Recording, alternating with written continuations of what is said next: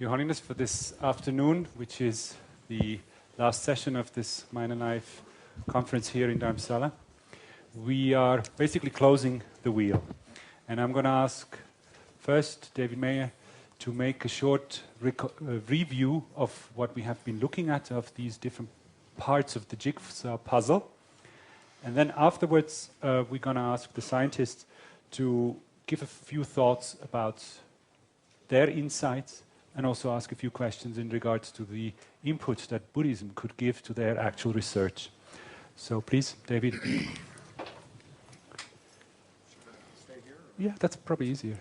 Okay.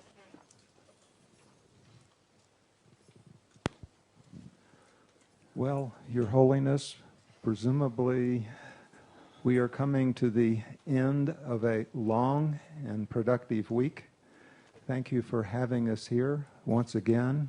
We hope that you feel like there has been some benefit to come from this meeting, and hopefully that will go into the future. This afternoon we are going to review and extend a variety of ideas that have arisen during the course of the week, and one may think of those as being organized with respect to the so-called wheel of mind. We have covered the topics of contemplative studies, philosophy, phenomenology, and so on. In particular, Anne Treisman has introduced us to the scientific study of attention and the modes of attention, including focused and distributed. She has told us also about how important processing can take place outside of awareness in the absence of attention, and she has talked a bit about the neural mechanisms that enable all of this. Alan Wallace, to complement Anne, has presented us in detail with a variety of Tibetan Buddhist meditation techniques for training the attention, and he has especially emphasized the importance of taking into account not only a third-person scientific perspective, but also a first-person contemplative perspective as we move forward in our science. Rupert Gethin, further complimenting Alan, has told us about the Theravadan Buddhist analysis of these matters and explained to us a variety of mental factors which are relevant for understanding and exploring attention and memory. Subsequently, we moved on to further scientific research, and in particular, Adele Diamond has explained the crucial importance of executive control in children and told us about a number of exciting new training programs developed in the West for improving that. Amishi Jha explained some of her research on mindfulness training and its effects in a variety of interesting populations, including medical students, for the improvement of attention and working memory capacity, which then led from attention and memory per se to a consideration of the relationship between emotion, attention, and memory as described for us by Liz Phelps, and in particular she pointed out the absolutely crucial role that emotion plays in what happens to attention, drawing attention one place, taking it away from other places, which again re-emphasizes what you have said all along, that emotion is the key aspect to consider here, and that's what in the end we will care most about, and its relationship to compassion. This was exemplified further in the studies reported by Cliff Saran from the Shamatha Project, this very major study that has been completed that integrates and highlights how emotion and cognition are related to each other, both on a third-person's perspective level, but also, again, the first-person perspective. And finally, we culminated today with Sean Gallagher, who highlighted and raised our consciousness about the need to consider what is happening not only with the mind, but also the body. And that's basically where we are.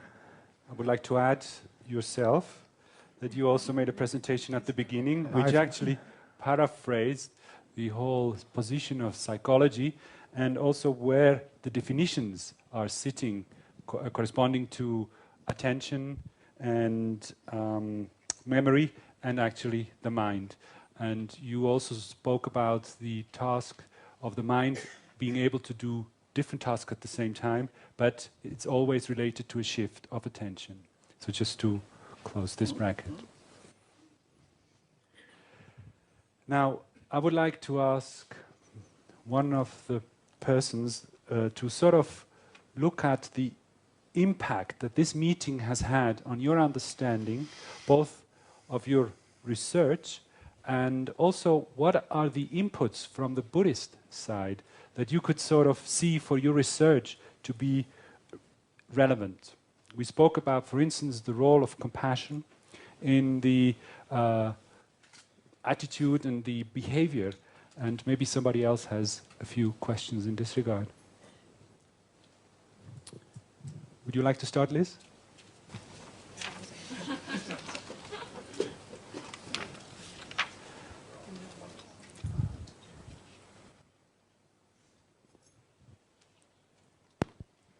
So one question I had is about the Buddhist perspective on the relationship between attention and emotion. And you talked about some emotions, destructive emotions, having a sense of urgency that may have a bigger impact on attention, perhaps than non-destructive emotions, maybe wholesome emotions, such as compassion. But could compassion also have a sense of urgency and attention? Could you cultivate that so that, essentially, is this under your control in some sense, even shifting where the urgency of emotion impacts attention? And is there anything in the Buddhist teachings about that?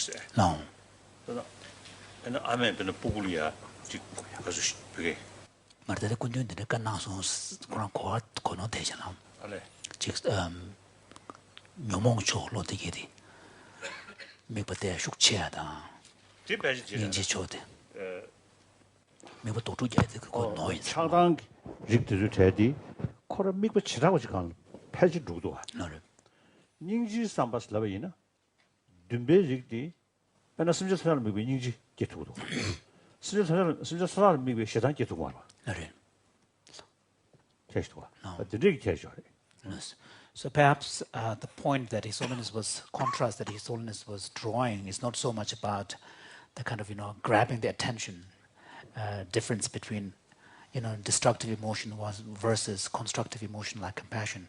The contrast that he was drawing is that with relation to destructive emotions like anger or hatred, it seems to be the case that they need some kind of solid target to latch onto. Whereas compassion and other more constructive emotions can have a much more distributed kind of object. So for example, you can generate, even conceptually it makes sense to think of compassion for all beings or the whole world, but you cannot be angry towards all beings or hateful towards all beings. So that is the contrast that His Holiness that he was trying to make. And emotionally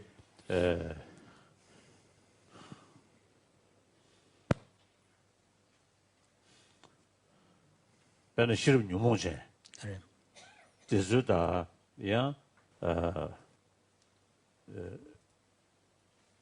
ben shedanda ben dejar zibina shirb nyumongje chagyo mare kada daor gibi nyumongdi paji shukcheyo ko neba dandan changsi ko yare neba dandan dese migo chiragoji kan shukchugo shukcheyo dele kyawa yare. So even within the category of what the Buddhists technically call afflictions or klesha, Within that, again, you can see more effectively oriented and more cognitively oriented types. And the technical term we use is distorted intelligence, which is often serves the basis of forming very strong views about something. It may be completely distorted, but once you have that kind of tendency, that grasping tend to be much stronger. The grasping that they lead to and the clinging they lead to tend to be much stronger if it is grounded in some form of distorted understanding or view, whereas more effectively oriented afflictions like strong attachment or anger, they are very powerful, but the tendency to lead on to a very, kind of strongly held view and intransigent may be less. So again, there is a difference.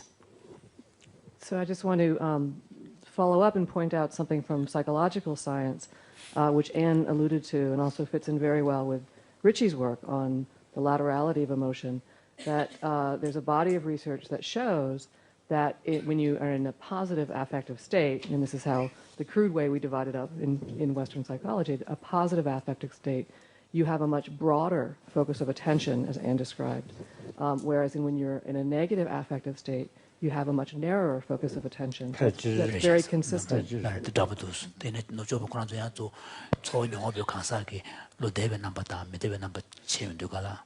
Positive.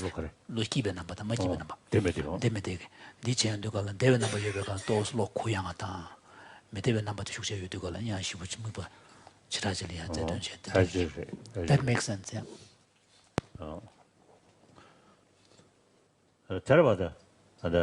The Shungna do Sumbina, the Bali traditional Sumbina, the Tower Nache, any Dominion any Tower Delpa Children, Tower Nache, to Shigor. Did you go to do it? So His Holiness just Tower the Dominion Kabak the Shield. So His Holiness just wants to confirm with you, Rupert, about the Theravadan perspective on this, that in the Indo-Tibetan sources, we identify six in the Sanskrit tradition. The Sanskrit tradition, not Sanskrit tradition, I don't know. I think, Your Holiness, for the time being, we have to stick with Indo-Tibetan tradition. So in the Indo-Tibetan tradition, in the sources, we speak of six. Then, yeah, Indo-Thai tradition, Indo-Thai or Indo-Burmese tradition. So that's Pali, yeah, but in their case, Thailand and Burma consider Nambichoyorwa, Indo. So Indo-Thai Buddhism, Indo-Burmese Buddhism, Indo-Tibetan Buddhism, like that.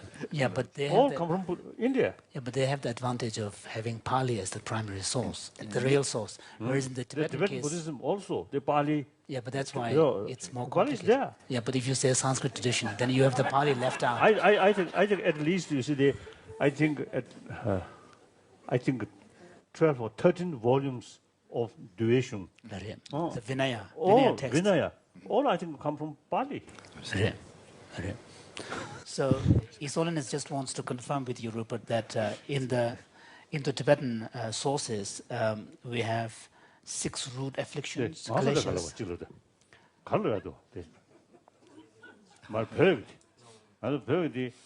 Sanskrit traditions in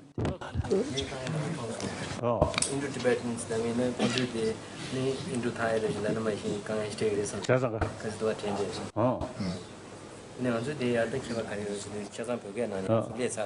Marta kona jon tukkange shitayo mara kaisa kunzu neden deba nyanyarwa theravada selection bedigoro manchu sunango de mayala nantigo mare sarvasdi wadala nantigo mare manchu kange cheyo Neden kunde gyakarang.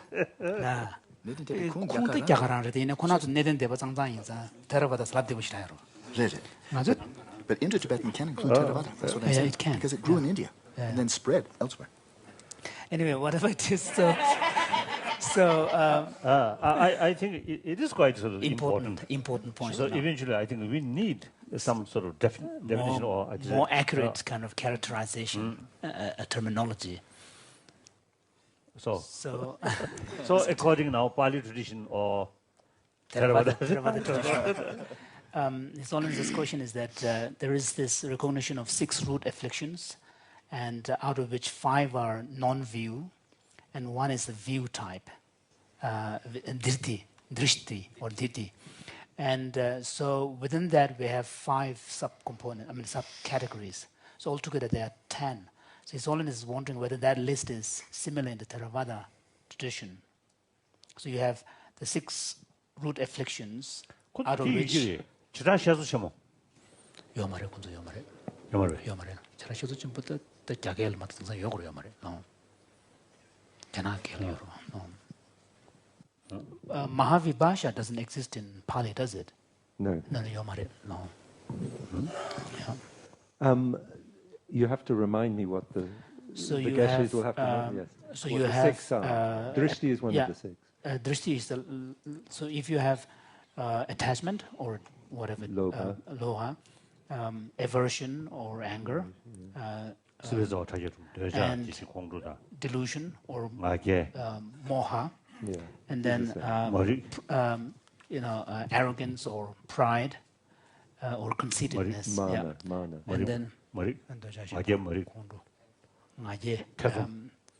and then doubt, afflicted doubt, and then the view. So these are the 6 root afflictions, and within the drishti, there are 5 of them. 5 of them are considered part of drishti, you mean? So yeah, 5 that's sub. correct. Yeah. So it includes. I don't know the Sanskrit terms, but for example, you have, say attachment, aversion, delusion or ignorance, pride or conceitedness, and then afflicted doubt, and then view. Afflicted doubt and view. So these are the 6. I mean, I think in simple terms, it is very similar. But the same words and terminology is used. But I think the subtle dynamics of these 6 may be slightly different. It would need kind of experts from Theravada Abhidharma side, and is this Abhidharma Samuchaya or we're not? Both, okay, same. It's the same, yeah. It would need more discussion, but there's a lot of common ground. So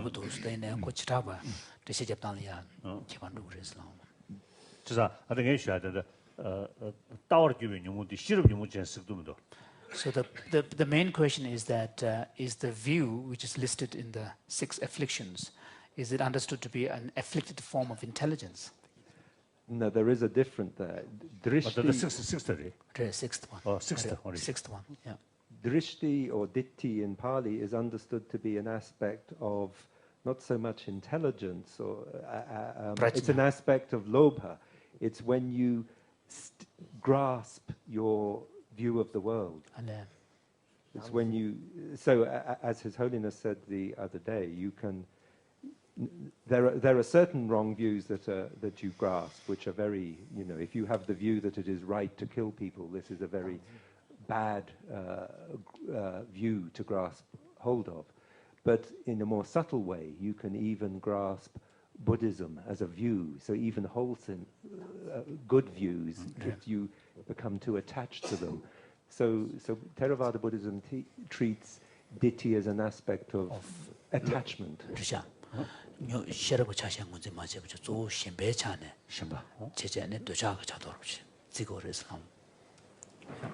Mathieu? Just to emphasize on what His Holiness said about some emotion having an immediate and urgency aspect, some long-lasting. His Holiness also made a point about attune or not to reality, that maybe we just say one word. The reason why those who burst all of a sudden, like anger or obsession, they have a tendency linked with attention to distort reality and see something as 100% desirable or 100% despicable. And so therefore they are at odds with reality, and they are also short-lasting. Now compassion, of course, is in the longer term, all those constructive emotions, and at the same time they are based on reality, recognizing interdependence, recognizing the aspiration of every sentient beings to be happy and so forth. So it's also linked with attention, because the proper attention ascertains reality, and when destructive emotions come in the picture, obscuring emotion, they distort reality So that mixture happens. You want to respond to that, and then we pass on to... I was just briefly, I don't want to continue, I know we have lots of questions to get to, but to say, I think that's very similar to the psychological research on perspective, which can have a profound impact. I mean, and this is sort of another form of what we might call emotion regulation, the perspective that you come at a situation with, not just after you encounter the stimulus and have to change your response, but the perspective that you approach the situation with can have a profound impact on the subsequent emotional response and the intentional processes and a whole stream of cognitive functions down the road. 그래서 이번 디지털 조업을 쓰는데 묘몽 다디안의 페이지 또 오메중나는데 안다 오메중나냐 송다 제외이나 묘몽 기직지 인신제라 수미 이직 남도 내리야 소이 때 쳐버렸다 수미 이직 남도 참부시 따라왔다 묘몽라 그래 다 로테메준디 드리드 전에 묘몽이나 록시 비켜봐 로테메준디 비켜봤다 다 태좀 묘몽전스를 이나야 페이지 태좀 묘몽전스 전에 대미juk 태종을 배 조금 봐 자 드리드 전에 묘몽전기 로라 치로 다 도고임베 다 로임베 페이지 켜버래 디 전식이 로라 인심이 수미 이직 남도 깨고 그래 다 대바다 인지사도 잘 수미 이직 남도 정도 디 켜봐요 제가 열은 제가 열어 봐 제가 연구를 봐 젠이 대바디야 젠이 인지디야 이거 봐 독수 젠데 독수 대부도 용수 해서 연구계를 용초그래디 이제 수미 이직 남도 못 봐. 더 하셔도 못 봐. 디 켜봐 주세요. So one important distinction that is drawn in the not destructive emotion, not wholesome, wholesome and unwholesome emotions. One distinction that is drawn is to take partly on what Matthew was pointing out, and this is primarily from the perspective of the middle way philosophy school. Particularly in the writings of Nagarjuna, there is an understanding that all forms of afflictions, mental afflictions, that arise as a result of some initial kind of distorted application of attention, attending to some distorted characteristics, and so therefore these afflictions are by their very nature distorted in relation to reality. Whereas if you contrast them to more wholesome mental states like faith and trust and and wisdom and compassion and so on, then although in the arising of these more wholesome states of mind, some form of kind of interpretation, evaluation may occur. In fact, the application of the two faculties that Rupert was talking about. So,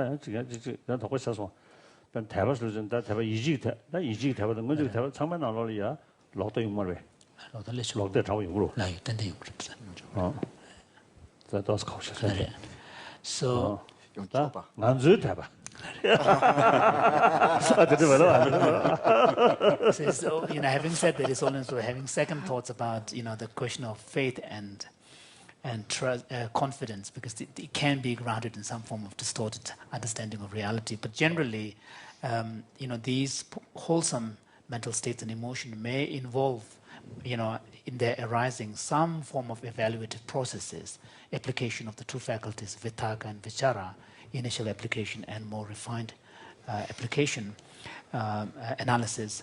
However, they are more in tune with reality.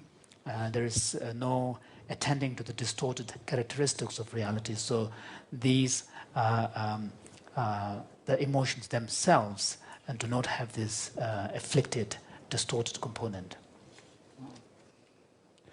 So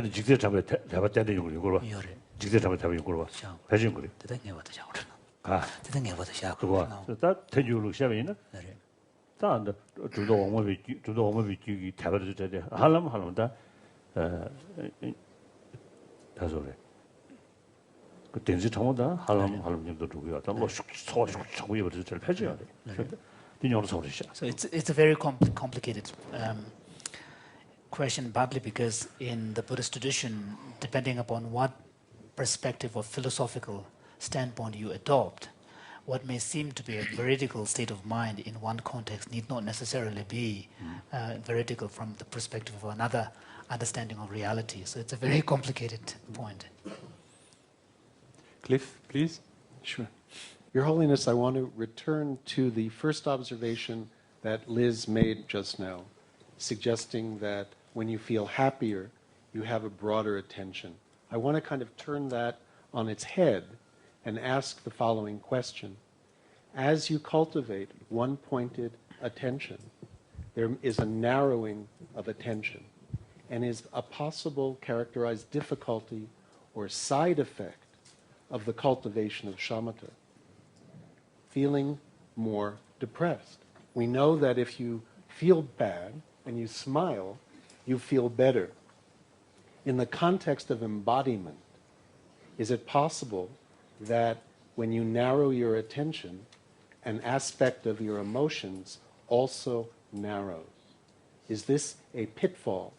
I'm concerned about difficulties Westerners have in approaching this practice intensely, but they're not doing it in the context of all of the teachings. We talk about this as a contemplative technology requiring no belief. On the other hand, without a very large sense of motivation and the nature of your mind, you might focus, and then you might find you're stuck. So is there characteristic, are there teachings about warding off or counteracting this?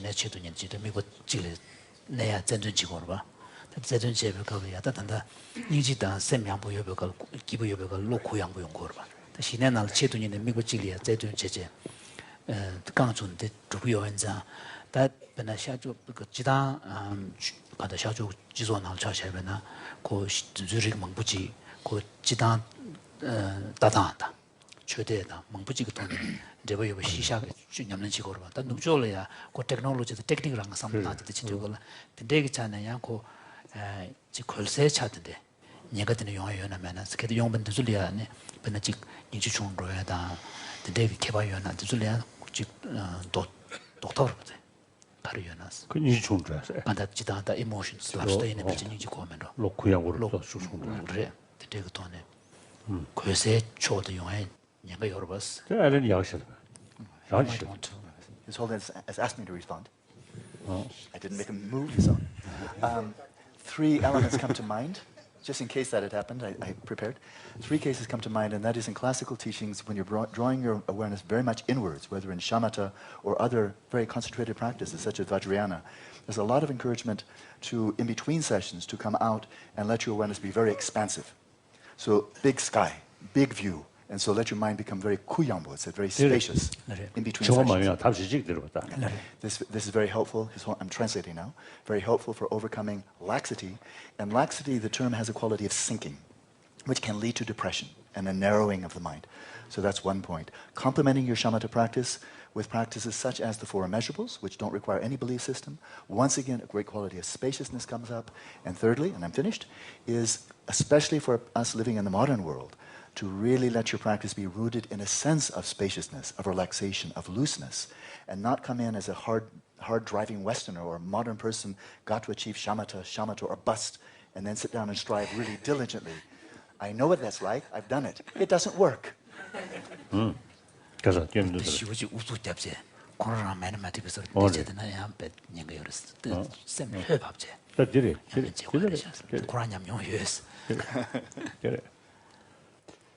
largest torch. Some down township, but the charge. Largest torch. Now, there is in fact an instruction. One of the forces that needs to be applied in the context of, in the process of shamatha training is an ability to let go. So this is the passage that His Holiness just cited is in Shantideva's chapter on joyful perseverance, or virya. And here he says that one should be able to let go when necessary. So in the process of practicing, if you really feel wearied and exhausted, then you really have to let go and stop. 근데 젊은 시간도 송샤들이 가서 어떻게 덜었다 없어요. 다 디크돌도 말이지. 가자. 튼 바야고 연백거도를 인 바샤고레스. 셴 디자는 인 치머리경 꿈닝들스. 되면은 튕김 매투르즈네 쭉 놀러요 그래서. And this is here what Tsongkhapa has said is very true, which is partly in relation to this point Shantideva is making. His advice is that for meditators to end the session while it is on a high, when it's going well, so that when you return to your cushion, you will have a sense of joy and willingness to do it again. Whereas if you keep it too late and then you are exhausted and you become then next time when you even see your cushion, you might feel kind of apprehensive and feeling yuck.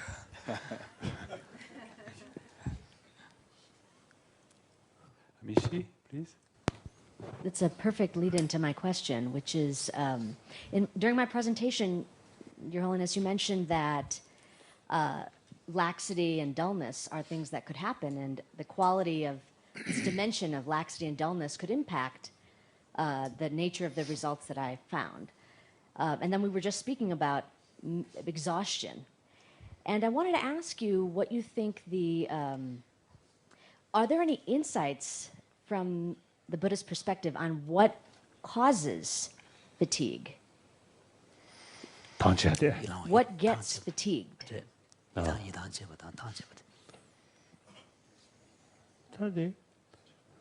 Some number to be getting township on the cover. Luke, Joe Tuni.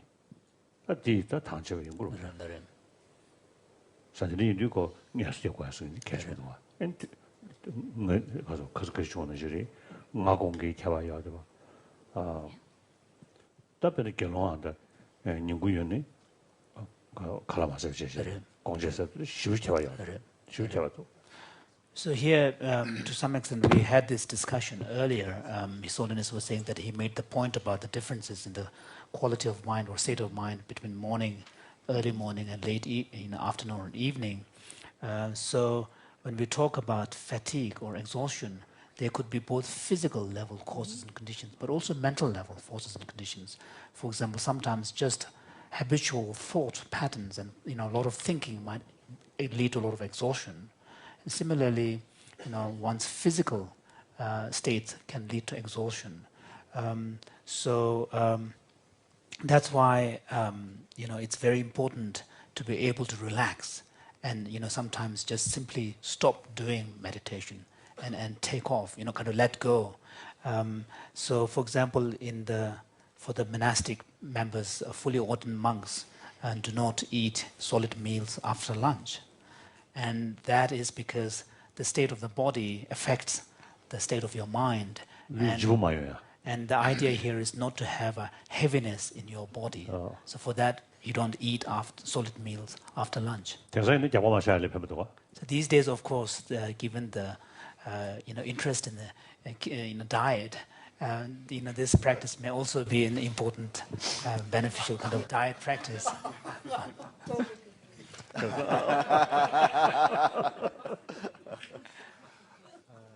Ilmashi Dirdaya, the Kabayore. Lusim Nang and Sachi, Gawal Colmusa. Does it have it?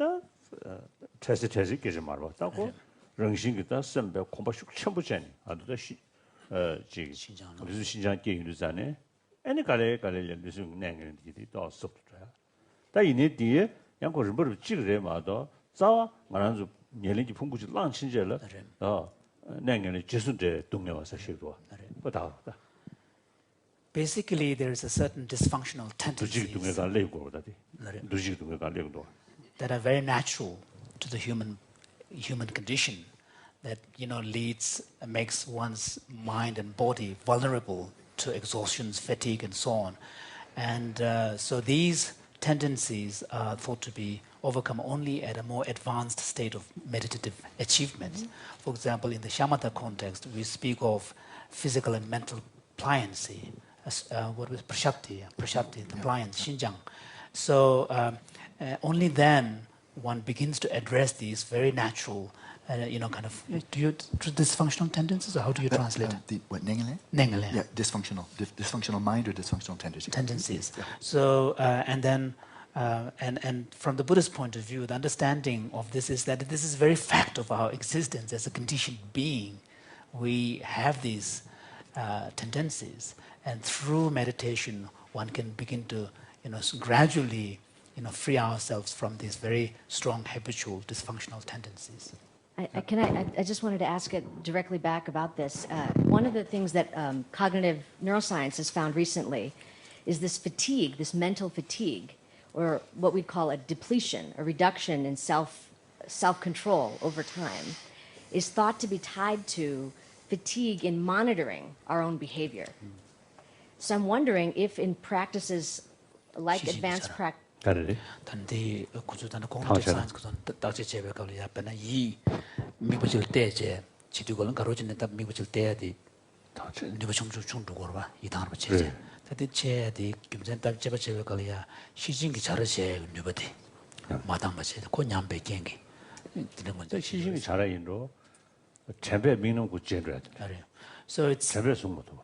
So it's it's unclear whether that's because the mindfulness faculty is not able to not sustain the attention, or whether it is a function of the weakening of the monitoring faculty. 미국 쇼도 쇼무도 서로다. 근데 그 제가 정해지 봐도 싸 그게 미팅 간로 샤야 돼 temperature.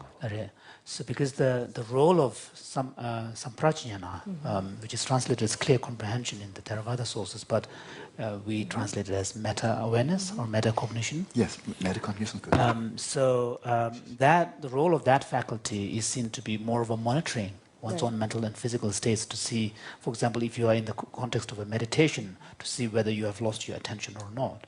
But it is the faculty of mindfulness whose role is to sustain that attention. So to sustain the samprajñana? No. To sustain your attention on the object of your on the practice. object. The attention we're translating as manisakara. Matthew, you had Yes, about the fatigue of attention. There's quite a nice testimony. In part of the study that's been done on attention and this continuous performance task of the same kind that with the short and long lines. Now there's one with numbers, and you have to press when there's a 0, and they flash quite fast. So from the Princeton group, we sent some laptops in people who were doing 3 years retreat, and among them there were 3 subjects who for 45 minutes had a complete accuracy. They didn't make a single mistake in 1,000 pushing. And at the end they said, shall we go on? And they said the first 5 minutes was a little bit difficult to get in the flow in a way of attention, but then they were just continuing in a very relaxed manner, yet undistracted. So that's quite interesting. And then a small thing I wanted to say about the fact of how the sorry, I forgot the point. Maybe Alan. Lack of mindfulness. Just lapse of mindfulness, I'm just saying. Alan, please. During this conversation, just this afternoon, a research project came to mind that might be useful. And I want to give an analogy first in traditional Buddhist practice. When you're cultivating upeksha, the impartiality towards sentient beings, in other words, instead of having craving for the one loved one, hostility for this one, and indifference for the neutral person, then one cultivates an equal caring for all sentient beings. But one of the strategies for doing this is actually bringing vividly to mind a person for whom one has a lot of attachment, and actually, in this controlled experiment, allowing the attachment to arise, seeing the effect on one's body-mind, and then moving to the person one doesn't like, allowing the anger to arise, the hostility, aversion, reflecting on the person's negative qualities, going to the negative person, allowing a sense of indifference to arise. So letting these 3 mental afflictions come up, and then moving beyond them, shifting the perspective, and seeing they're all sentient beings like me, all equally deserving of compassion. Taking that as a model that we actually in practice will allow sometimes, in a controlled circumstance, these kleshas to arise. What I think would be fascinating scientifically would be to give people now, to operationalize this, give people stimuli that are likely to arouse craving, the mental affliction of craving attachment, give them stimuli that we intend to arouse in this controlled setting, aversion, hostility, the mental affliction, and likewise just an indifference, kind of I don't care, and then see, having aroused this, what is the effect on the body? What is the effect on the mind? You just ask them a questionnaire or whatever you want to do, but what is the effect when these mental afflictions arise? And the term klesha has a dual connotation. One is it afflicts. It makes you suffer. In the body, in the mind, it afflicts, but it also has a connotation of klishta, which means to distort. And as Holiness just commented just a few minutes ago, that every mental affliction is rooted in a misperception, a misapprehension of reality. If it's not rooted in a misapprehension of reality, it's not a mental affliction. It might even look like it. One might display ferocious behavior and think, oh, that person is so hostile. But if it's not rooted in a misapprehension, it may be rooted in wisdom, and this could be a ferocious form of compassion. But this would be fascinating, I think, both from a clinical psychology, to see is it good for you or not to manifest, to experience mental afflictions, but also in terms of cognitive psychology, simply understanding the nature of these, and then we'd move beyond simply positive and negative affect and bring in a quality that really has to do with our well-being, which could be very interesting. So that's one research project that might be interesting. So my mindfulness came back. remembered. Yeah. And it's about the training question that you raised. And you know, John has mentioned that destructive emotion don't need training. You don't need a booster for anger, an amplifier for jealousy. We have that. Now, at the same time, for compassion, why it takes a long time? Because we have compassionate thoughts, but they're soon replaced by some other thoughts. So in the same way that we don't learn the piano by tapping with 2 fingers 15 seconds every 2 weeks, so those needs training, unless the destructive ones, which come out of the blue, are not grounded in reality. So that's also the difference in matter of training or not requiring training. Adele, your question? Yes. I'm particularly interested in practical applications. So I'm thinking that in psychotherapy, we know that often if you take a mentally ill person out of the family and you work with them for some time in some other venue, you can do a lot of healing. But you put them back in the dysfunctional family, and a lot of the good that you did gets undone. For trying to train mental compassion and mental discipline, we often have people go on retreats, or people from other traditions might have people go in the wilderness and do, and you get remarkable gains there, but then people go back to their regular lives. And I'm wondering if the retreats might need a complement of working also with the world that the person is going back to, and what that might look like and what you might do. Also, we tend to focus on the student, and the students, what can we do with the students to teach them meditative practice or help them learn compassion? But I think we also need to work with their teachers, because if their teachers are stressed, if their teachers are afflicted, then that's going to affect the students no matter what we're trying to teach them. And I had one final question. Let's answer these two. You can think about it, and then we come back to that.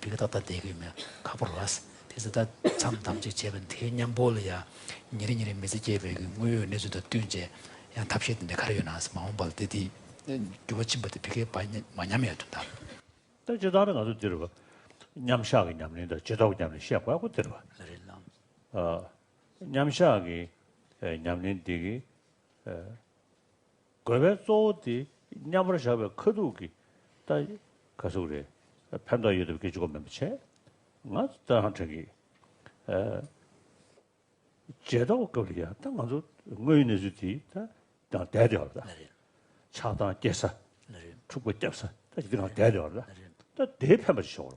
다 그냥샤 걸리야. 참바다. 지다 닝지다. 인도스야.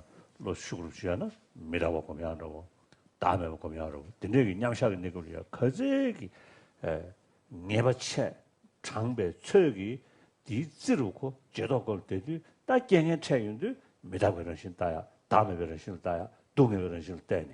아니 차다 맞이야지. 들어다. In fact, you're raising, to address this very point in the Buddhist text, we speak of periods during the formal sitting sessions, meditative sessions. Buddhist text was Buddhist practice. In Buddhist practice, we speak of a distinction between the formal sitting sessions and the post-meditational periods.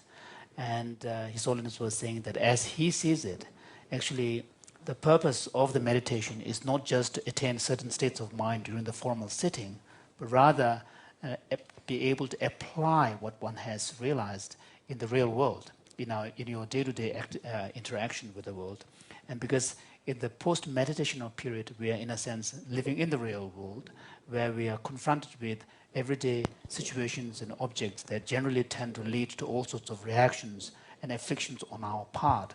So therefore, if the person who is doing formal sitting meditation is cultivating compassion, loving kindness, and those who have greater mental facility, maybe meditating upon anitya, impermanence, or no self, anatta, and emptiness, and so on, then the idea is for this person to somehow retain the experience, the tone of that experience in the form of a kind of a glue, like adhesive quality that will somehow kind of give a texture to the whole post-meditational period experience, so that when he or she confronts with adversity that may normally give rise to angry reaction on your part or sadness and so on, you are able to handle these situations with an awareness of bringing the awareness of impermanence, bringing the awareness of no self, and bringing the awareness of emptiness and so on.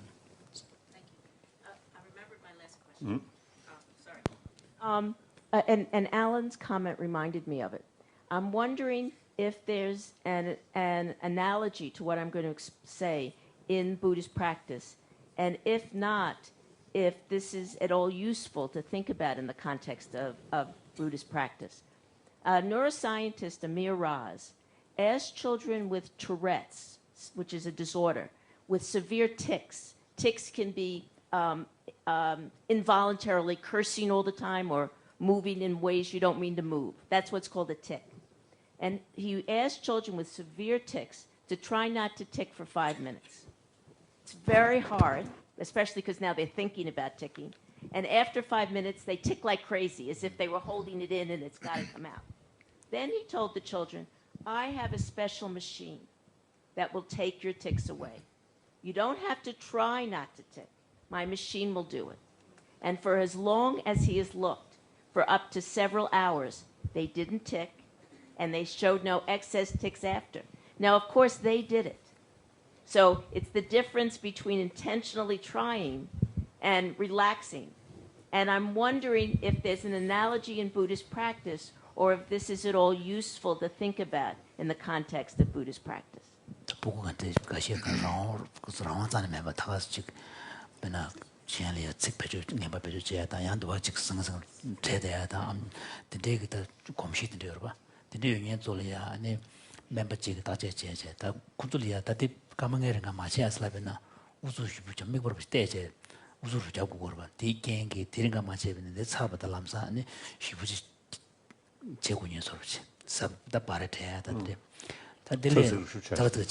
Tadelia di tablia granto che chego mares manzo machine juice machine di grandi che da agres la piana and ne diringa tuzu 가져 거 보이네 부구 줬잖아요. 디 자가서 그 제야 돼 매부 차고 그랬어. 벌써 제야 되게 돼. 미신게 요마로다. 미신도 요마래. 딱그 랍샤라. 랍샤라. 그래서 딱그 로 이대 돌 체도님 떼기 맨자 꿀로 해보 자제. 다 연구요 완전 대단 템버든데 낭병원에 대대 연구 매고면서 들어. 그래. 그거 전. 그 진담에 매고. 근데 서식기를 갖고 있는지. 그래. 근데 매고를 봐. 그 신에 그 강한 떡이야. So 그 록시만 왔다. 꼭 거기 좀 생겨 다네. 검셔지. 되면은 들어서 처음으로. So there are 로바지 티. there are somewhat similar meditation practices in the Buddhist tradition where for a specific purpose in a particular context you conjure an image and which may not be reflect the reality, but for a specific purpose you conjure that image and direct your attention towards it. So for example, in the Vajrayana meditation, you deliberately cultivate the identity and image of yourself as a deity, enlightened being. Similarly, in other forms of meditation may involve, creating the image of the entire face of the earth being filled with skeletons. Pali tradition also. This must be the same in the Pali tradition. So although this does not... And then there is the meditation on the impurity of the body and so on. So these are, that deliberately conjured images which become the focus of your meditation, and then it has a tendency to help in other directions. So, but it does not reflect reality, of course. I was wondering something more, like when I have tried analytical meditation of loving kindness, and I get stuck on trying to do loving kindness towards somebody who I think has done terrible wrongs. So I'm wondering if I imagined that I didn't have to try to do that, but there was a magic machine that would enable me to show loving kindness. If there was some way, because when I try in meditation, I get stuck. And if there's any notion of not trying and then succeeding.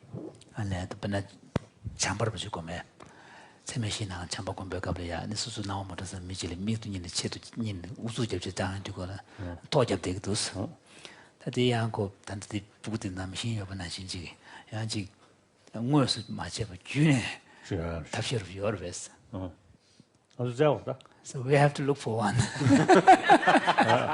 think we have one. I think we have one. It would be wonderful if we can find one. I think we have one. You take a prayer wheel and you go like this, and you recite Om Mani Padme Hum. And you just do that a whole lot. Definitely that will help. Fingers there. Fingers. Mo gengo tembe shibush pengudo.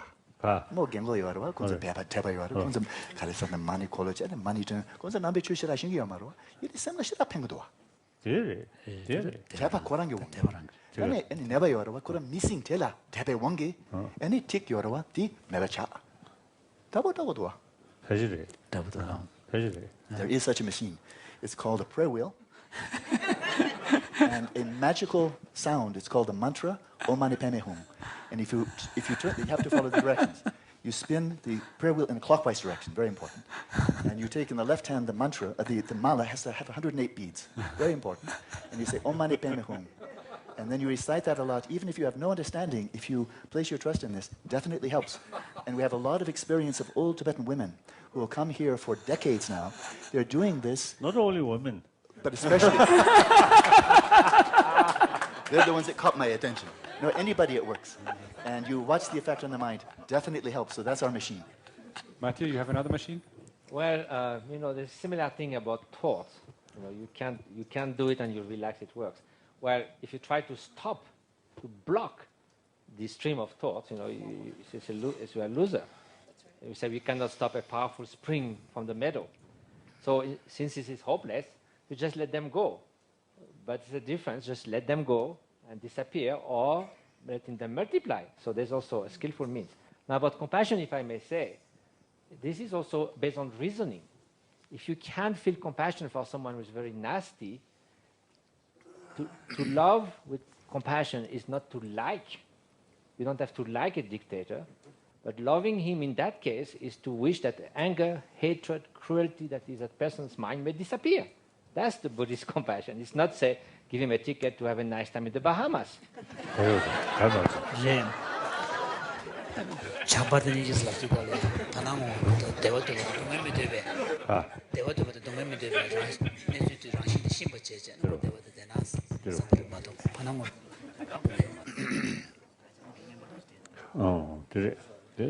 Rupit, you wanted to add something in regards to what was said from the Theravada side?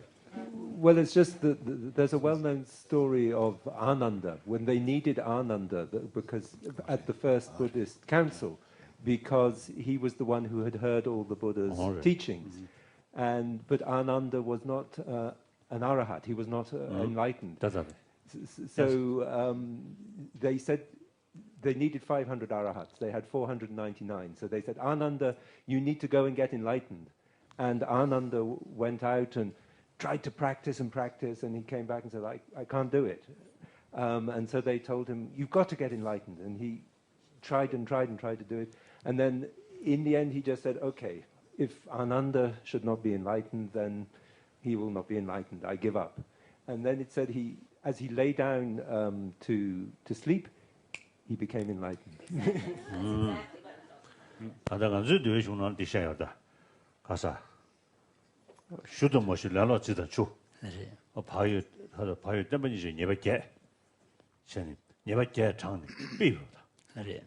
In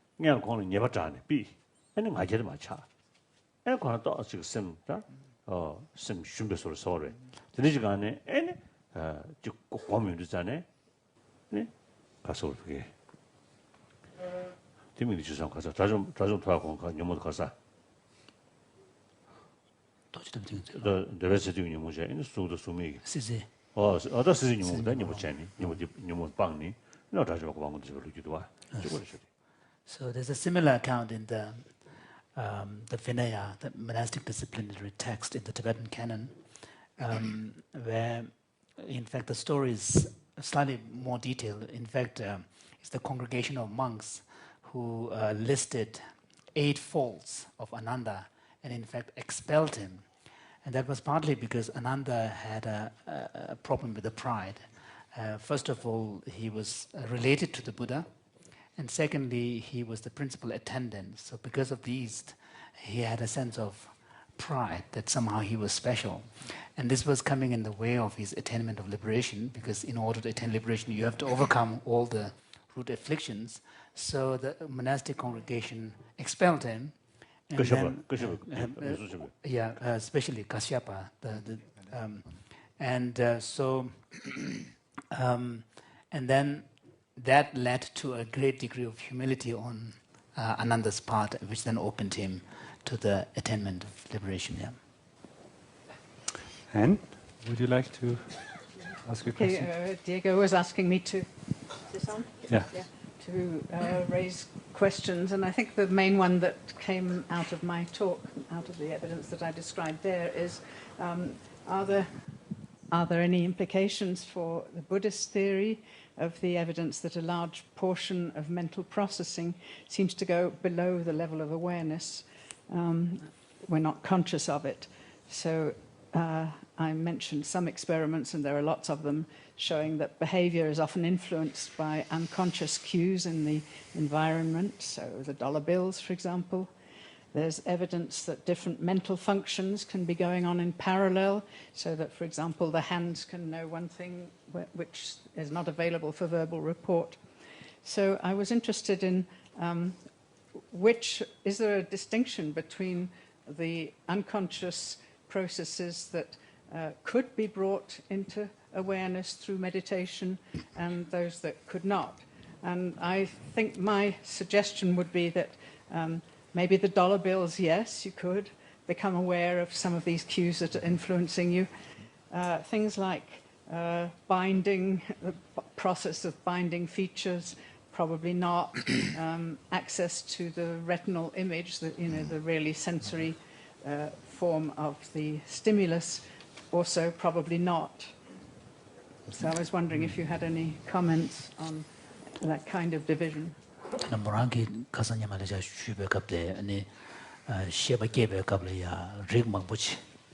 rimba kala kanzam chipato kansa korana ngondo ma juba ende ne chebon chik wangsher ke chi yulda nge ti tongu to samsan chigi nawa sha gorwa de male kon ya ko rimba kala kanzam chi chama subconscious processes kanda kansa korana ngondo ma jube ti tus bejon ka she pe bejon bu yores chik de pena dola bilji saje shaje and de chebe kale ti ngos matone kasa ti mik surgu tongbe gengi shuken shi tegorwa diri ti peje lo changbe na chizem gu ya de lo nor chinje di shuken tegu yobong nje yoya ki chetuya je ro medros ta ya ben wan sher ki chike chik chebe kable ya thuma dana de retina ga parja warwa parda parja be gengi dene su ni wan she mik su matong kon ya rimbar bi khala kan du to leben halo diki ti peje lo jangne ke ni tu ga ayus 문제 제도가 아이스 다 간다 지다 낭주 쇼네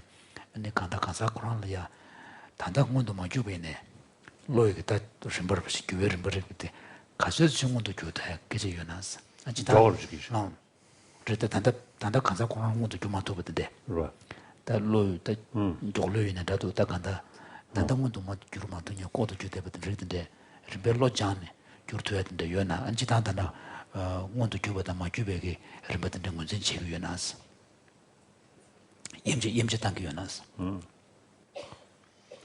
다 로르 장네도 조르야 유데비다 남부신도 셰그로다 봐 너도 셰그레 다나다 문주 고주 신도 고주 자리 말한저 로 타메바 디원도 셰고르 마도 로야 장인도 전에 고주들이 생에 론으로 주시셔도다 연대로. 네. 신도 고주지 뭐 그냥 그래이나. 시드 마법도 그래이나. Generally, there is in the Buddhist epistemology there is an understanding that what may remain hidden and obscure to an individual person at a given time, given stage, may in fact become more evident later on as a result of one's training the mind. So there is a understanding among the facts of the world, one can say that those are some are which are evident facts, which the person can consciously understand and perceive. Then some may be slightly hidden facts, which may remain, which may need to be inferred, and then some are categorized as extremely hidden facts. So, and these distinctions are really drawn from the perspective of a particular individual. What may be hidden to one individual may not be hidden to another person. So what may be evident to one person may not be evident to another person. So given this, there is an understanding that what may be opaque at any given moment may, through cultivation of the mental faculties, become more and more evident. So that is that general position. 그러나 로조 마시고는 ABCD 마시베 뭔것도 봐. 다 갈래갈래 로신의 로조가 이슈서 로조 체인도잖아요. 말 마시베 참 먹고 싶으시다 매우 차세. 대시에 살리기도. 잠으로. 잠좀. So even if you look at the whole education process, we may begin with a total in ignorance of what the alphabet stand for. And then gradually over many years we go through the education. So we, in a sense, are removing, one could call it ignorance or unknowing in relation to aspects of unknowing in relation to facts and the world. So every time you have a new knowledge, you're removing an aspect of an unknowing. So this is, in a sense, a process in the mind and change taking place in the mind. Yeah, there's certainly many examples of that. I mean, at the moment, when you speak in Tibetan, it sounds like gibberish to me. I don't understand anything. But if I took the time to learn Tibetan, I would not be able to avoid understanding it. It would just automatically become available. But what's kind of a little more worrying to me is that we can be influenced by so many things in the environment without realizing it. So another thing, for example, there was an experiment in which women were asked to choose a pair of stockings from 4 that were in front of them. They were all identical, actually, but the majority of subjects chose the one on the right. When they were asked why, not one of them said because it was on the right. They said, it's more silky, it's better color, all kinds of things like this, which were not based on fact.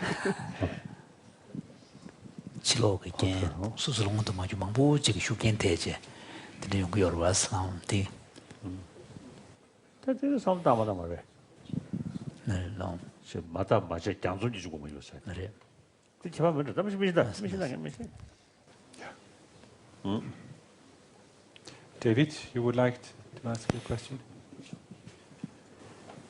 It seems like a general theme that has been running through this afternoon's session is the idea that one first works very, very hard and concentrates on some aspect of reality, but then in order to make progress, one must let go and expand, and if need be, after a rest, come back and do it all again. So the question would then be, how do you know when you have done enough work so that it is time to let go? And more generally, could you talk about all of this, please, in the context of Madhyamaka and the middle way? Because, in effect, this, at least to me, seems like a way in which the middle way becomes manifest in practice.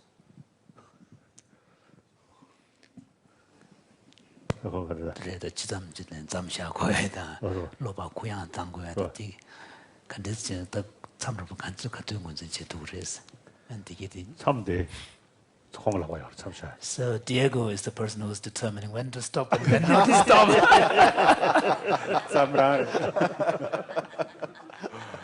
I set the boundaries. That's Tsam. Let's retreat. There's an example in the sutra of a Veena master, who's a string instrument from India, who was also a disciple of the Buddha, and came to him and said, my meditation is impossible. Sometimes I'm so tense, and sometimes I fall completely in laxity. And then the Buddha said, bring your instrument, and now you should tune it in front of me. How do you tune the strings? And so he said, well, I should tune it so that it's right, harmonious sound. If it's too much, they'll break. If it's too loose, the sound will not be good. So he said, Buddha said, just do like that. When it becomes too tense, you relax. When it's too relaxed, you revive your mindfulness. Well, this is really good. This is really good, but would you now please expound on that more generally with respect to Madhyamaka in the middle way? I'd like to bring this back to His Holiness on that point, and also relate it to Anne. Because Anne brought to our attention early on that all of our experiences are saturated by concepts. But in our later conversation, you also commented that it's not just the equal level. Sometimes it's very conceptual, sometimes less so. So a gradient. And so, and then relating this to David's point with the Madhyamaka, I would like to pose a question to Your Holiness. And that is, in the Madhyamaka view, it is said that every object that we identify, the computer screen, glass, anything, all exist independent upon conceptual designation. Right?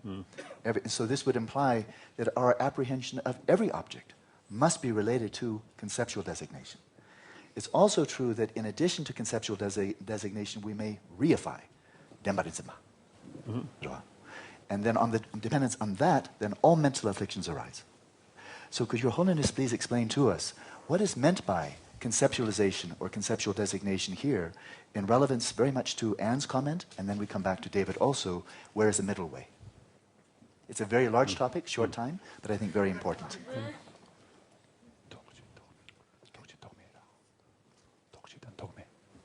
I think that'll be good for starters. Okay. Yeah.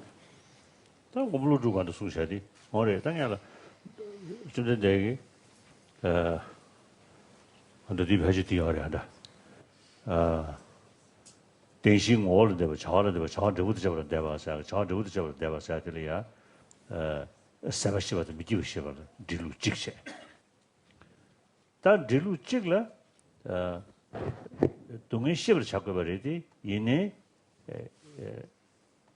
동해 사디 낭좀 대 뭐지 버잖아 시를 잘 동해 야마리스 동해를 미고 자질 내 송과 야마리스. So here, in one of the earlier sessions, His Holiness referred to the sutra on the Four Noble Truths, where he presented the teachings of the Four Noble Truths by means of first recounting the nature of the individual truths, and then the functions of the individual truths, and then the results of that knowledge. And so in the last category, with relation to results, although there is one way of interpreting that statement in terms of the knowledge of the cessation and also the unborn nature of phenomena, but there is also so the knowledge of the cessation of suffering, the knowledge of the absence of origination of the source of suffering. However, there is another way of interpreting this sutra where the understanding is that although suffering is to be recognized, but there is no suffering to be recognized. And although origin of suffering is to be eliminated, but there is no origin of suffering to be eliminated.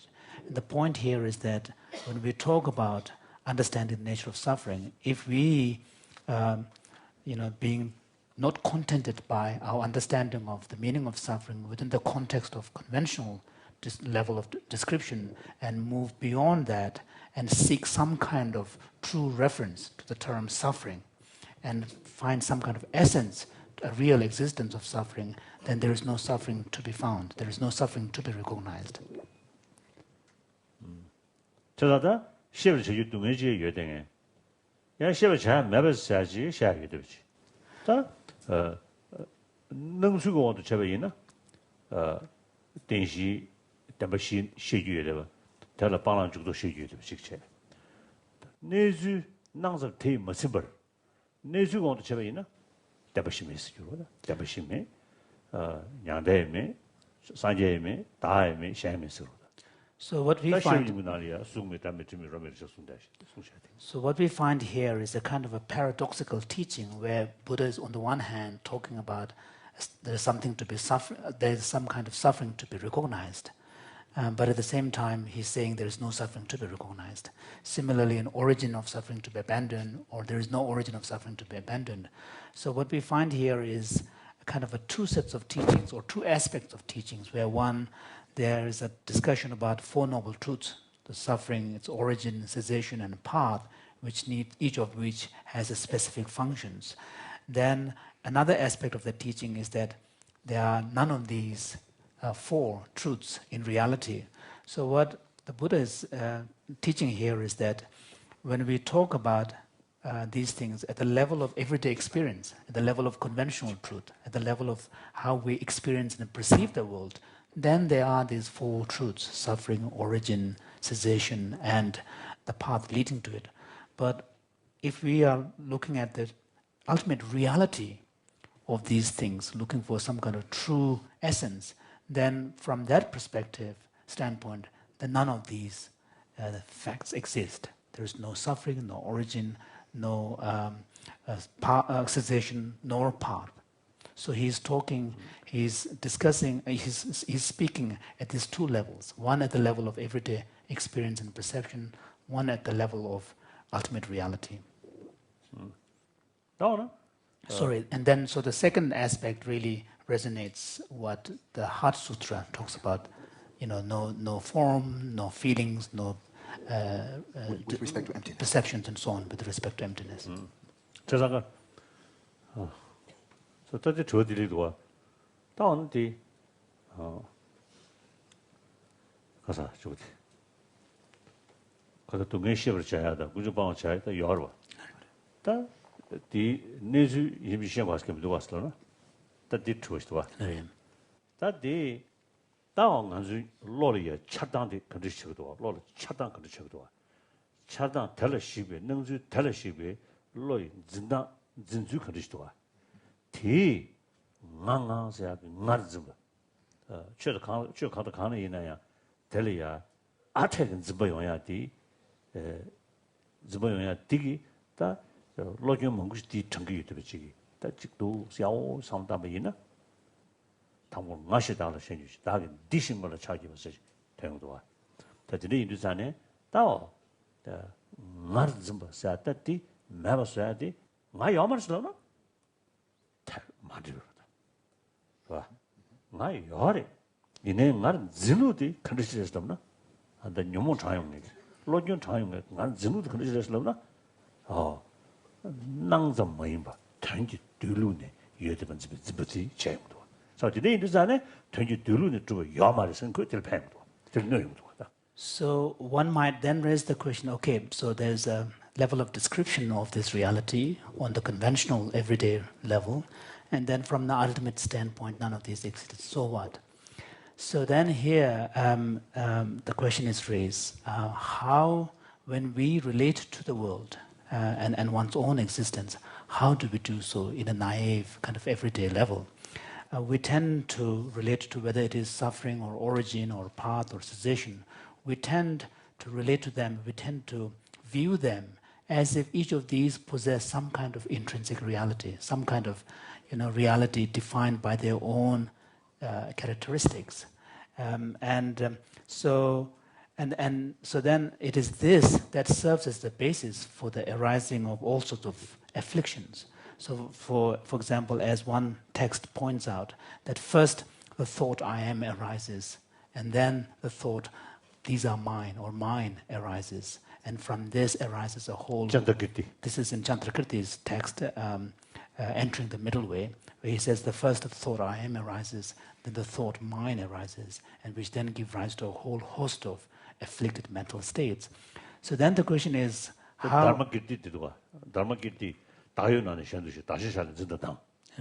So Dharmakirti makes a similar point where he says that when you make the kind of the conceptual kind of when you have the thought that I exist, then on that basis you make a distinction between self and others, and from this kind of a dichotomy of self and others, then attachment to self and aversion to others arises. So Dharmakirti is making a similar point. So then we ask the question, how do we relate to this sense of self, sense of I am, this thought I am? So if in response to this we say that, well, the self or the I does not exist, then this is a rather silly response, because there is, you are there, you exist.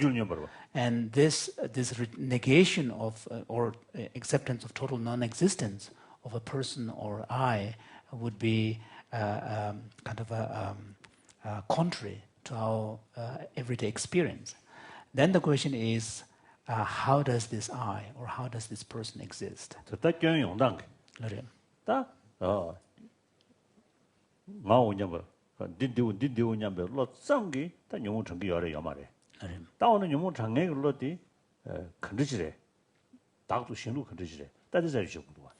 So it's not that the thought simply I am or I give rise to the afflictions. It's a particular way of grasping at this I, viewing this I. Similarly, simply making distinction between this thing and that thing is not going to give rise to afflictions, but it's by grasping onto this and attributing to these phenomena a form of existence which is somehow objectively real and independently existing in its own right. That is what leads to grasping and to a whole host of afflictions. 팬님 중에 나도 챈스하게 된대게 남산 좋아하게 남산 들리 미니비체 봐. 다 차단제하게 말 주는 차바와 지금 로텔라 너야 지금 더달라 타녀도 예봐. 탄다버 매봐. So what one needs to find is a kind of a middle way or a balance between a kind of an understanding of the world where we do not undermine the veridicality or validity of everyday conventions which allow us to make distinctions between self and others and the world around us and so on the one hand, because this self and others and all of this distinction is very relevant to one's own existence and condition and sense of well-being as well, yet at the same time we do not slide into a form of understanding this world where there is a grasping that leads to distorted mental states and afflictions. So in order to find that middle way, the Madhyamaka, the middle way tradition, speaks of how phenomena existing on the conventional relative level, but not in the ultimate absolute level. So that would be also... 다들 약속이다. 아들들이 준대내기 강시 깨를 깨봐 대마기. 달라 깨베랑 시게만 시셔야 돼. So the best in kind of 단여도 여체. 나름. 땡은 좋지. 규진은 좋지. 규진은 좋은 니기 때문에 라왕 그 매버도 좀. So here, so this middle way is really beautifully articulated in a verse in the Buddha Sutra, where he says that which comes into being due to conditions is unborn. Sorry, that which comes into being. So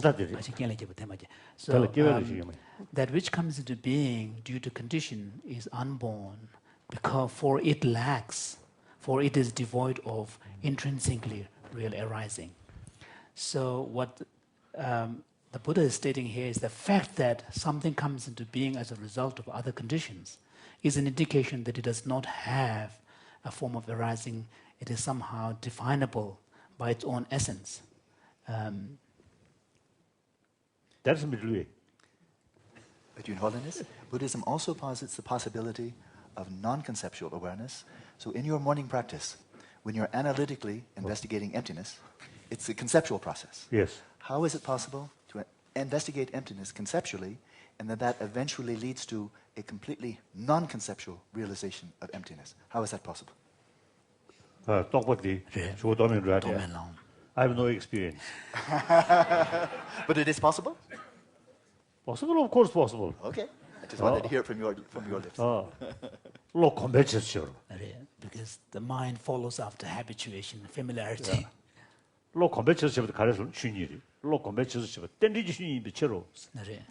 And then if we ask further question, how is it that the mind follows after habituation and familiarity? Then that's the way it is. Thank you. 다 내가 들으셔. 춘이지르고 가서 자원집에르고 아니 뚜루그르고 엔데나 가르쳐. 태버르고. 다 지르고. So here it's helpful to take into account Buddhist kind of idea of what I refer to as the four principles that are and which serves as an avenue for engaging with reality or analyzing reality. And this is explicitly developed and more systematically developed in the writing of Asanga, where he talks about the principle of nature, which is somewhat analogous to the laws of physics, but principle of nature, and then principle of function, and then principle of dependence. And taking these three principles as a basis, then you apply the principle of evidence. If A, then B, and so on. So these really serve, these four principles serves as an avenue through which you can investigate the reality. So many of the facts we find in the world are really what belongs to the category of principle of nature. That's the way it is. So why consciousness in the Buddhist understanding has this quality of luminosity? That's the way it is. Of course, then when we ask about its origin, what conditions and causes give rise to it, then we can discuss and explore. Thank you, Your Holiness. Thank you. Sean, you're the last one to ask your question. Your Holiness, I was struck by what you said about secular ethics. And that would presuppose that we would have a set of universal values. Yes. So the question is there, what is the way of identifying those universal values? Do we already know them? Or is there a procedure that we would have to use in order to find out what those universal values are? Universal 수준에 다들 때문에 전주의 티 초과를 때 레다 근데 잠바도 써서 든들 가보자 지금. 강아지 저지요. 다과 저지요. 좀 저지. 수학자 다 레바다 지금 무사하러. 다 레바 참 그제 signé any the ability of appreciation. 마스크도 appreciation 민두선 거다. 저자다 레바 상으로 그제 signé 리그도 봐. 자, 어떻게 해요? 디시아 차려보다. 저자 저들이 이르잖아. 딱 간다. 하고라도 미 가서 그게 용서. 또 튼난도 상불지대. 따디 유니버스 밸류. 그래. 아니, 따디 최고의 좋은 말이 있어. 저들이 이르 세콜러리. 그래. 맞지? 근데 그런 컨디션이 되려자.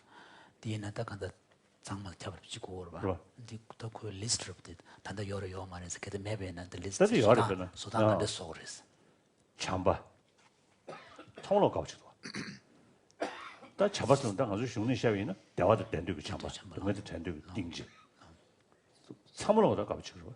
된두도 가지고. 따지네 정보를 하셔야 돼. 싸바남다. 뭐가 좀 좀 해봐. 따디 삼으로 된두도 가지고. 자, 되셔야 돼.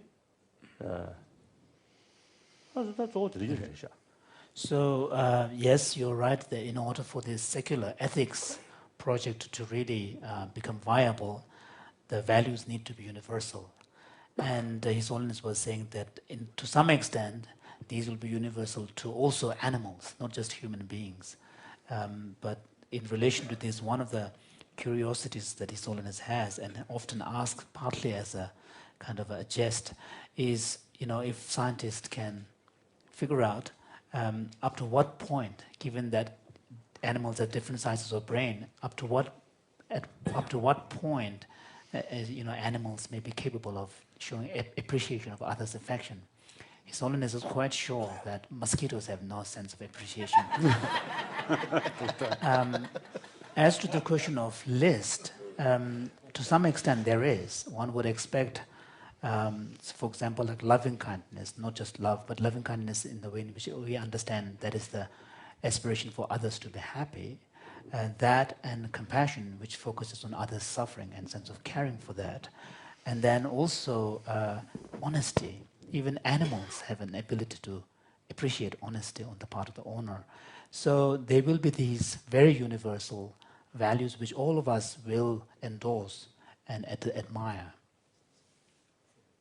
And it's not to be, the list should not be developed on the basis of religious faith, but that's why the approach has to be purely non-religious and secular.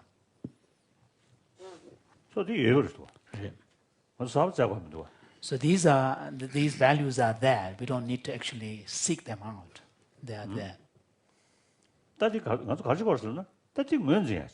So what is needed is to appreciate them and to recognize them. And then their value, their importance.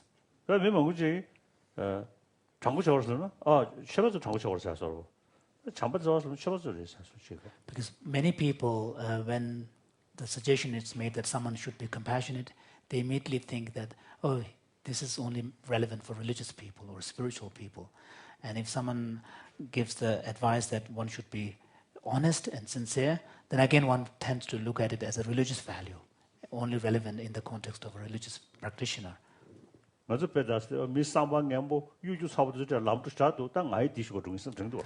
sometimes there is a tendency on the part of a lot of people that when we see someone who is kind of cunning and clever and kind of deceitful succeed in a corrupt mind, then there's a tendency to admire and wanting to follow that example and be successful in those terms. So this kind of pattern seems to be implicit, kind of indirectly teaching these values, these wrong values.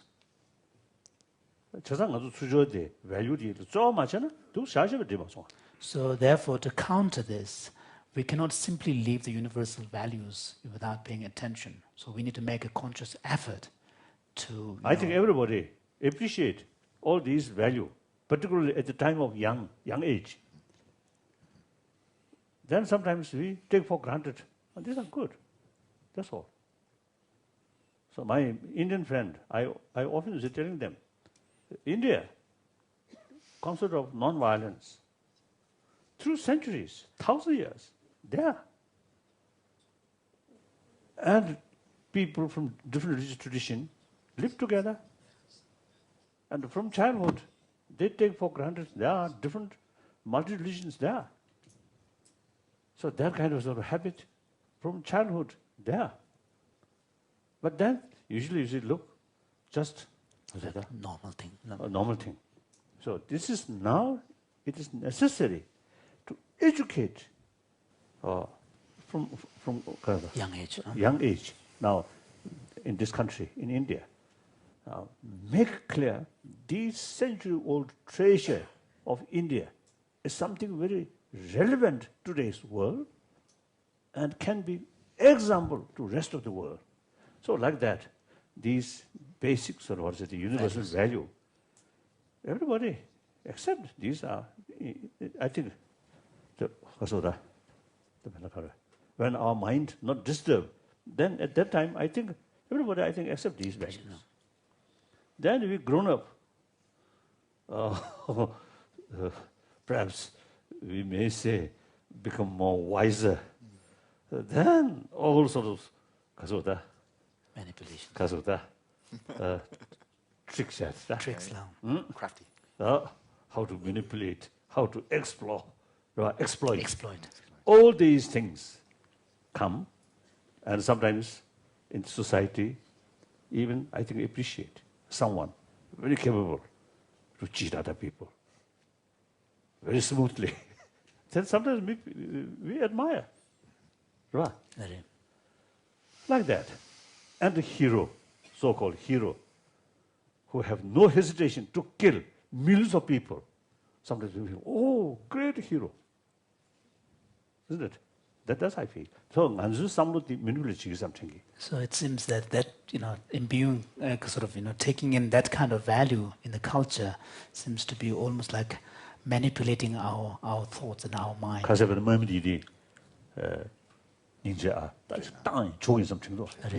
So yesterday we saw in the clip that they also, young soldiers, some of them are talking about how pumped up they are.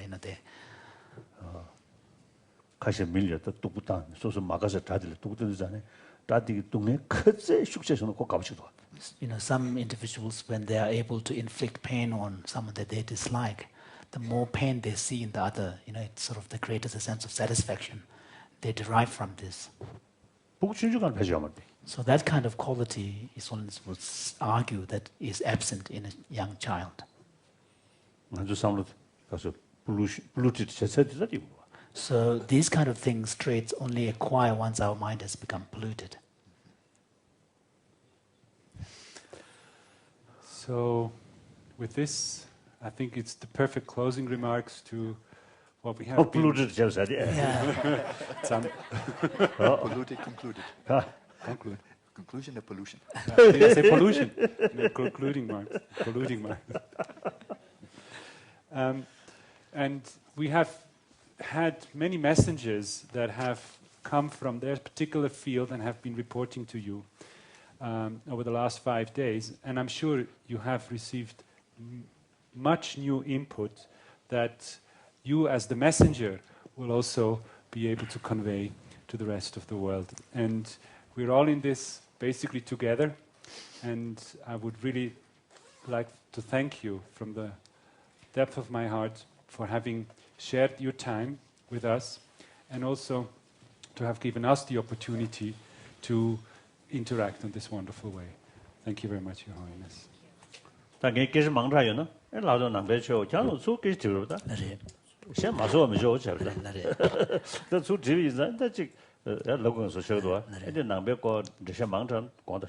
So, perhaps in some of my responses to your questions, I may have spoken a bit too much than I should have, particularly from the Buddhist perspective. So if that has been the case, I would like to apologize. I don't think that there is such a sense. And I would like to request Adam Engel, the CEO of Minor Life and also founding member of the Institute to give a few closing remarks. Thank you. Your Holiness, this has been a wonderful week, a really wonderful week, and it started in that down that path with your audience, with the board on Sunday, where you invited us together to express and welcome us as more than friends, but as true comrades of 22 years. And it really emphasizes the deep and caring connection among us all. And from the very, very beginning, our intention was to establish the Mind and Life effort as a family. And I think that we're doing that. And this deep underlying caring connection is being evident in the work that we've been doing together, over these decades. As I mentioned to Your Holiness, one of our close comrades and friends, Barry Hershey, has not been able to be with us this week. His brother-in-law, sadly, is dying from brain cancer, and he has chosen to stay home. He canceled his trip just at the very, very last minute. He didn't think it was appropriate for him, and he didn't want to be away from his family at this time. But thankfully, his daughter Betsy is with us. In the nature of family, John back here and Cliff have first came here in 1990, and Richie in 1992. And this year, they're here with their families. And as you know, my family has been here several times, and other families have been here. Many in this room have come back for decades, and others are very new. This is their first time, and we welcome them all in that spirit. Yesterday, Your Holiness said that more people on the planet today will listen to scientists in modern society than lamas. And I think back to the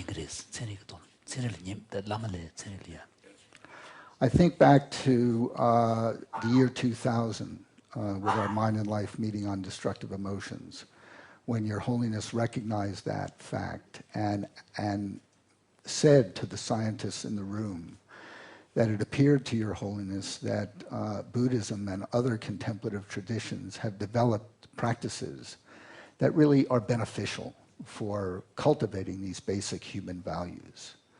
And you asked the scientists in the room to investigate these practices in their laboratories to determine, by their standards, whether they were in fact beneficial.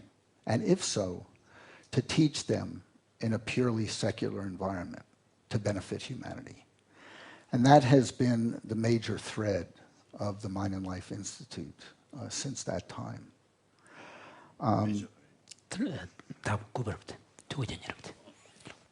This is a huge project because in order for science to develop this kind of convincing certainty, it takes many, many studies over many years, expensive, that have to be corroborated.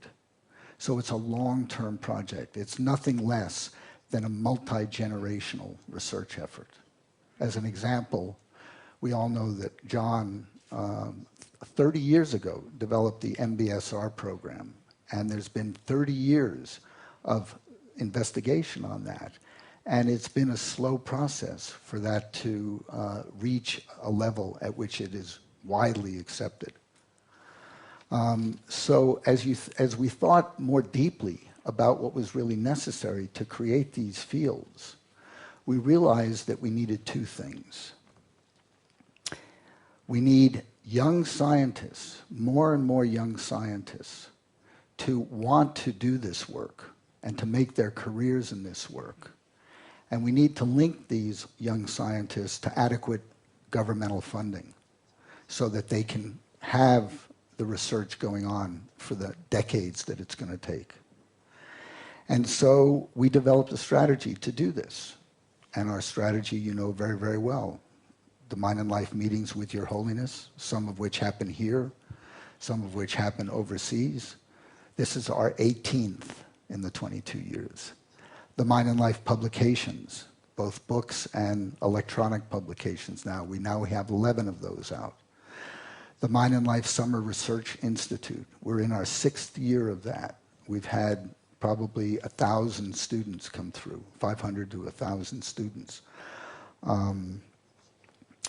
The Varela grants that we've established, we've had 50 of those now, and over $500,000. And now we have the Mind and Life Education Research Network, phase 1 and 2, to figure out how to bring the benefits of contemplative practice to children earlier in life and throughout life. And this strategy is really being successful. From just a few scientists in 2000 that were doing this work, there are now literally hundreds. And there are a few here today, young scientists, and I thought we could just take a minute or so to let them express to you directly. Over the years I've been telling you about how this strategy is working, about how these young scientists are getting. Now they're in the room, so I thought that rather than me tell you, we could have them just say a word or two. Amishi, would you?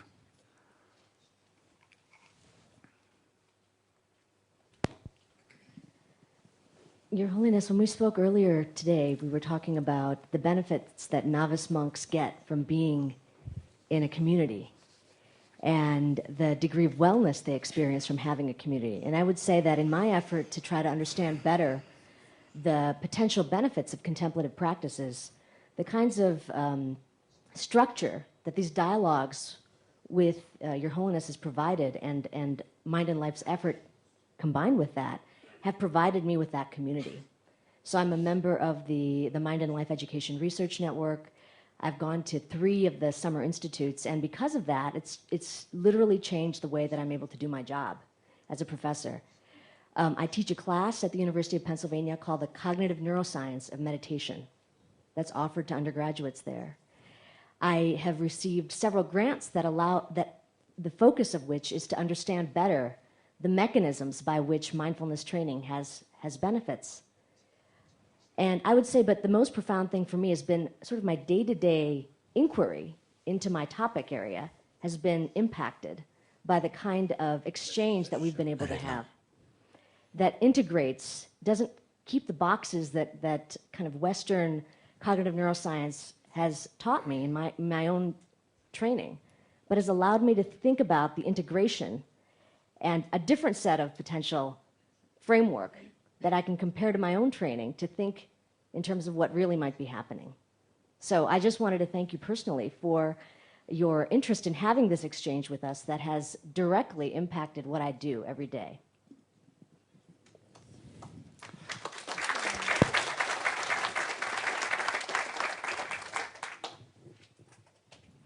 Why don't we have one more from you guys there, quickly.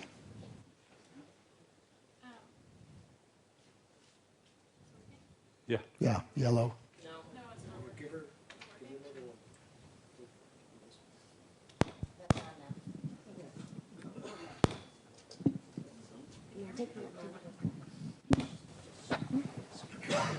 Thank you.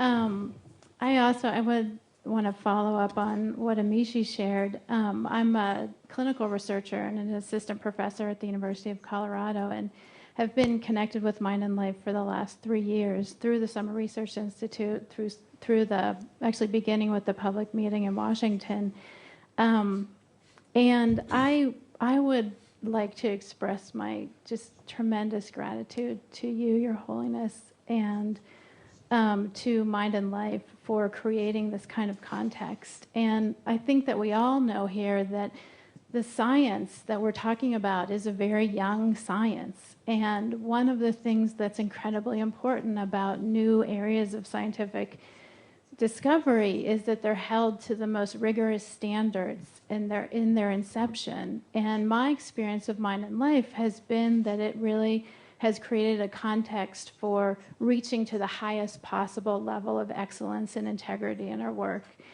And the way that it does that, in my experience, has been through three specific ways. And the first is that it provides this kind of context in which people from all areas of academic exploration can come together in dialogue, so that I can collaborate and talk with other clinical researchers and cognitive neuroscientists like Amishi and affective neuroscientists like Richie, and that creates this incredible richness. But in some ways, even more importantly, what we need to ensure that this work continues with integrity is a dialogue between scientists and academics and contemplative experts. And Mind and Life is really unique in the kinds of opportunities that it provides for young researchers to be able to benefit from the extraordinary wealth of knowledge and expertise that all of you have here.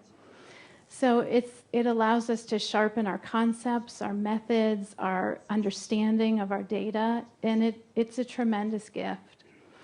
And just the final thing I would say is that Mind and Life as an organization, in my experience, is one that really embodies, to use the words we talked about today, your teachings on ethical practice, and really bringing those ethical principles into daily life. And what this does for me as a researcher in my every day that I go to work and I work with students and give talks to other researchers and academic audiences is to be able to carry with me the reminder and the inspiration that the ultimate motivation for this work is the alleviation of suffering, and to know that I'm part of a community who's equally motivated and committed to that. So I also want to just say thank you from the bottom of my heart for all that everyone here is doing. So thank you.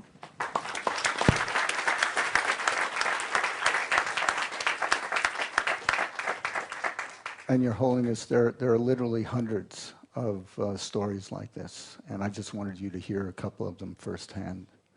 In addition to these new young scientists, the number of studies that are being funded are increasing dramatically.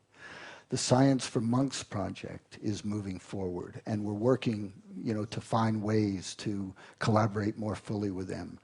The sessions that happen after this at 3:30 have been, some people say they're the best part of what's going on. And we've got those recorded if Your Holiness ever wants to look at those. The Center for Compassion and Altruism Education at Stanford, which Your Holiness has helped generate, is a marvelous step forward, as well as the Center for the Study of the Healthy Mind at the University of Wisconsin. The fact that we are going to launch in Europe next year, and we have our Indian friends here today and tomorrow to help us devise an Indian strategy. So all put in context, it is to develop, this multi-decade investigation by science into, in collaboration with the contemplative practice. And with these successes, there are risks. There are really challenges that we now face that we never faced before. One of them is a challenge of success. Now, it's no longer necessary just to be with Mind and Life in order to do this work. There's a center at Stanford. There's a center in Wisconsin. What does that mean for Mind and Life? Another challenge of success is the fact that more and more scientists are getting involved, but we haven't developed the contemplative side as fully. And we have to figure out a way to do that so that it can be a true collaboration between science and the contemplative world. There are gender challenges. The fact that the monastic community is largely male-dominated and the science world is largely male-dominated. And we're working all the time to try and figure out how to shift that gender balance.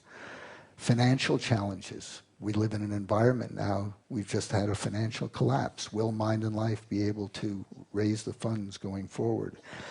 And also transitional challenges. Over the next 10 years, the leadership of Mind and Life, the founding leadership, is going to have to transition to the next generation of leadership. And we have to do that patiently, wisely, and consciously. Your Holiness said yesterday again that our hope for the future is children. And knowing that, we started 3 years ago the Mind and Life Education Research Network, MLearn we call it. We've just finished phase 1, which is a 3-year phase. We're ready to embark on phase 2, which is another 3-year phase. The launching pad for this will be this meeting that is coming up in October. Educating World Citizens for the 21st Century. Educators, scientists, and contemplatives dialogue on cultivating a healthy mind, brain, and heart. This is a public meeting in October of this year. We have a world-class set of panelists, the same as we've had at MIT and at DC the last time. It's co-sponsored by the graduate schools of education of Harvard and Stanford and Wisconsin and Penn and Virginia. We hope that this meeting will be a catalytic meeting to spur research into this new field of contemplative education. In 2010, we're going to be in Europe with a meeting on altruism and compassion in economic systems.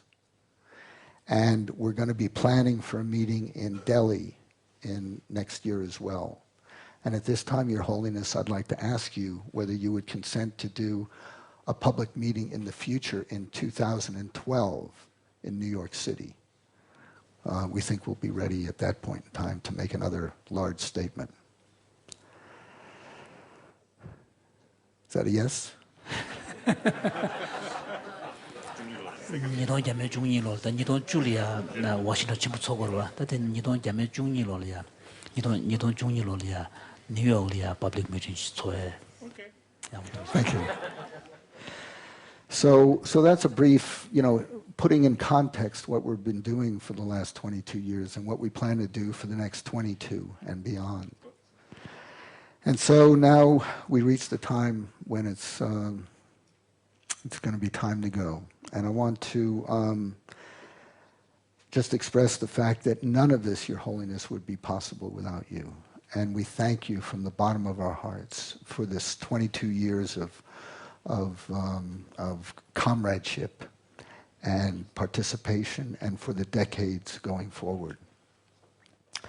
I'd also like to thank our founding members that are not here, Francisco Varela and Barry Hershey, who we've always considered to be our financial partner from the very beginning, and also our Mind and Life Board, who many of whom are here today, and those that are not here. Of course, I'd like to thank the participants in this meeting. Thank you so much for taking all your time and the pre-meeting and all of the effort that you've put in, to come and participate with us. And we welcome your future involvement in Mind and Life.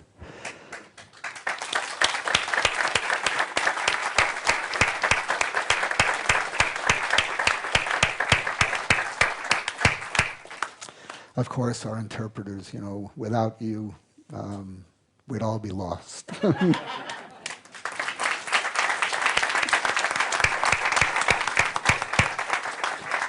And two interpreters that are behind the scenes translating for our Geshes here, Dorji Dumdul, Geshe Dorji Dumdul, and Druk Sering.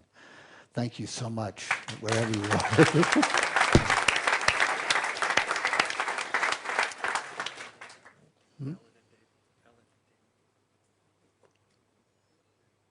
Who?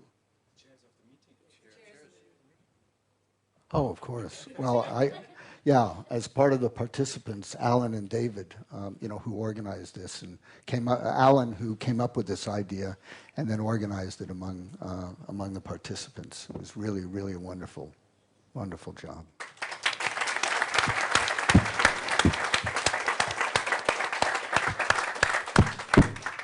The Mind and Life staff who are here, and also back in Colorado, Diego, Zara, who's been with us for a number of years, Rob and Dave, who are here, and back in Boulder, Kate, Laura, Heather, Angela, Barbara, and Jim. takes a tremendous amount of effort. And also, Your Holiness, the staff of your private office, which has more and more been so involved. Chimala, Tenzin Takla, Tenzin Chodor, Don Eisenberg, and Lakpa, and all the other members of the audiovisual department, the Namgyal Monastery audiovisual archive staff, Jigme and the private office security, and everyone from Namgyal that's been working on this, and from the private office staff.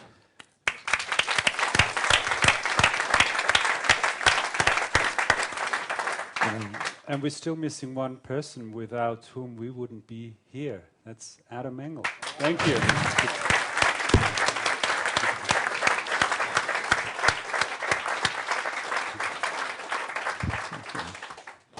And then TIPA, we had a wonderful performance at TIPA last night. People had a wonderful time over at the Tibetan Children's Village.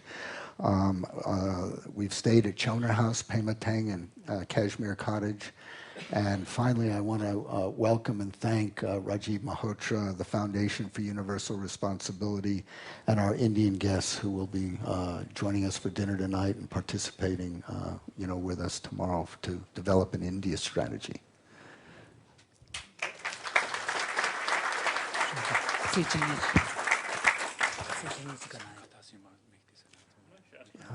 Yeah.